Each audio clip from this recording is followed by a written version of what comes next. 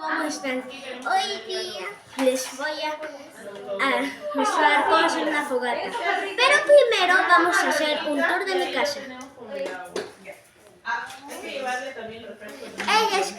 Voy a estar con Gracia y con Aguito.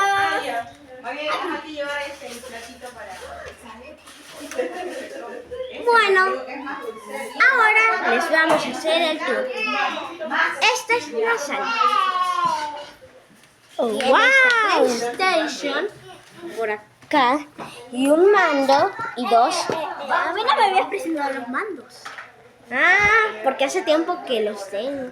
Y además, ya te lo había dicho. Eso. Ahora sí, este es el pasadizo, que está conectado a todas partes. Bueno, a casi todas. Mi cuarto, que es este. ¡Wow! Lo más interesante de su cuarto es que tiene una cama en forma de carro y miren, amiguitos, tiene cajones. ¿Puede entrar, Nicolás? ¿A dónde? ¿A la cama? Claro. Ya. ¿Por qué no? Miren, amiguitos, entren. Qué bonito se ve aquí. Ay, qué rico. Aire acondicionado. ¿Y tienes un ventilador? No. ¿Cómo que no? Si le estoy viendo. ¿No? Este no es mi ventilador.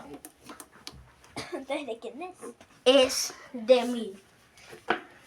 Bueno, lo compramos, pero al parecer todo fue una estafa. No daba aire. ¿Qué daba? Poco aire. A mí pensaba que era nieve, pues. Una estafa. Así que es aquí vamos a hacer. Ah, cierto. Sí. El cuarto de mis hijas, que aproximadamente es un poco mi zona de juegos. Y aquí está la fogata. Estamos usando varios malvaviscos. Y esto es muy divertido. Me encanta mucho que hagamos esto. Mucho. Demasiado.